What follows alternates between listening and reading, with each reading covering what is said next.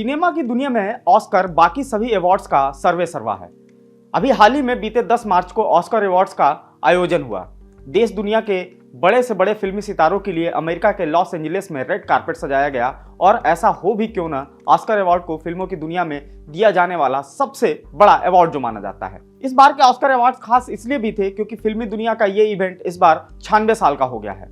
इसलिए आज के एक्सप्लेनर में हम ऑस्कर को लेकर कुछ एक आध बातें जानेंगे, साथ ही एक झलक इसके इतिहास को भी समझेंगे। नमस्कार, मेरा नाम है मार्तंड सिंह और आप देख रहे हैं डेली लाइन।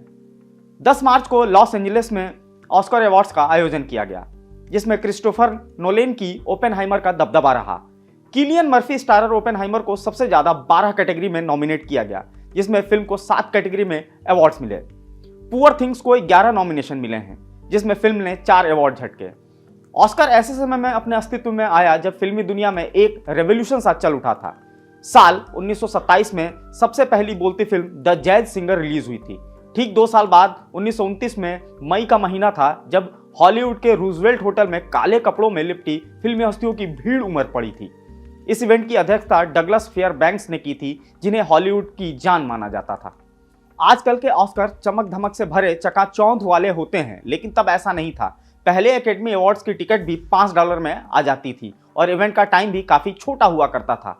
15 मिनट के प्रोग्राम के लिए सेलेब्स सज धज कर पता नहीं कहां से पहुंचते थे। ऑस्कर की दीवानगी थी ही कुछ ऐसी। उस वक्त की खास बात तो ये होती थी कि जो विजेता होते थे उनके नाम की घोषणा पहले ही हो चुकी होती थी। सबसे पहले एकेडमी अवार्ड्स में भी कुछ ऐसा ही हुआ था। आइए अब ये जान लेते हैं कि इसका नाम ऑस्कर पड़ा कैसे। सोने की बनी इस प्रतिमा का नाम ऑस्कर 1934 में काफी लोकप्रिय हुआ। आज तक इसके पीछे की कहानी अनुमान पर ही टिकी है। कहा जाता है कि एकेडमी की लाइब्रेरियन मार्गरेट हेरिक ने जब ऑस्कर अवार्ड की प्रतिमा को देखा तो उन्हें वो उनके अंकल की तरह नजर आई, जिसका नाम ऑस्कर था।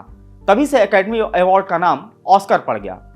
Oscar award academy of motion picture and arts and sciences की तरफ से दिया जाता है, जिसका फाउंडिंग ईयर 1927 है। इसी वजह से इस अवार्ड का शुरुआती नाम एकेडमी अवार्ड ही रखा गया था। तब इसके 36 सदस्यों में केवल 3 महिलाएं ही थी। आज भी ऑस्कर कमेटी में महिलाओं के प्रतिनिधित्व को लेकर खूब आलोचना होती है।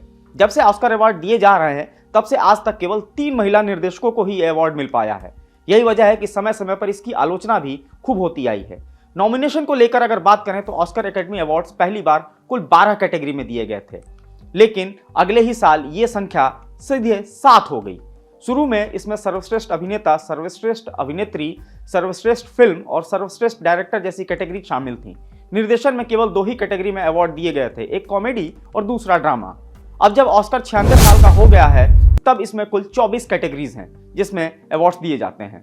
नॉमिनेशंस को लेकर अगर बात करें तो ऑस्कर देने वाली एकेडमी के कुल सदस्य 10,000 से ज्यादा हैं, लेकिन वोट करने का अधिकार केवल 9,500 लोगों के पास ही है, यानी 500 लोग ऐसे हैं जो वोट नहीं करते। ऑस्कर की कैटेगरी के आधार पर कई ब्रांचें होती हैं। नियम यह है कि सभी फिल्में जो लॉस एंजलिस के थिएटर में दिखाई गई हों वो नामांकन के योग्य होती हैं। हर कैटेगरी के मेंबर उस कैटेगरी के अवार्ड के लिए किसी को नॉमिनेट कर सकते हैं। विनर्स के चयन के लिए फाइनल राउंड की वोटिंग होती है। जब नॉमिनेशन पूरे हो जाते हैं तो मेंबर वोट देकर एक विनर का फैसला करते हैं। लेकिन इसी में एक बड़ा खेल पैसे का भी है। जी हाँ, जितने भी बड़े फिल्म मेकर्स होते हैं वे अपनी फिल्म्स के प्रमोशन में पानी की तरह पैसे खर्च करते हैं ताकि कोई कमी न रह जाए अवार्ड हाथ आने में। इसे लेकर काफी कंट्रोवर्सी भी होती आई है। कुल मिलाकर जो जितना पैसा बहाता है उसको उतना ही फायदा होता है। ऑस्कर का पूरा प्रोसेस काफी खर्चीला है। ये कुछ ऐसा नहीं है जो किसी को पता ना हो।